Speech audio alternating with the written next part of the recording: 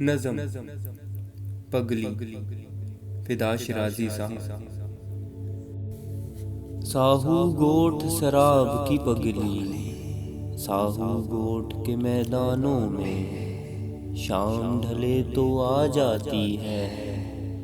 मट्टी की आगोश में बैठे, मट्टी में लिथड़े हाथों से साबिक लफ्ज मिटा जाती है। उंगली के नाजुक माथे से नए लफ्ज जगा जाती है।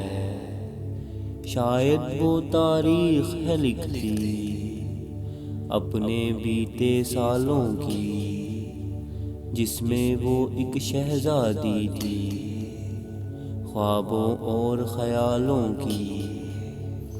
अपने नाजुक माजी में वो हर लम्हा खामोश थी रहती, सोचों में पुरजोश थी रहती, चादर में रूपोश थी रहती। जब आईना देख के आती, चादर से फिर मुंह को छुपाती।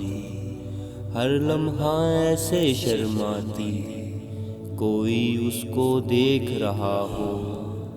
वो सुंदर साहू की पगली जो दिन भर को फूल थी चुनती, रात की आंख में ख्वाब थी बुनती, खुद ही गीत बहार के गाकर खुद अपनी आवाज को सुनती। कौन जाने वो कैसी थी, फूल बहार के जैसी थी। ख्वाहिश की रंगीन सी दुनिया में तने तन्हा रहती थी। जाने फिर क्यों उस दुनिया ने उसके सोहने मन को तोड़ा।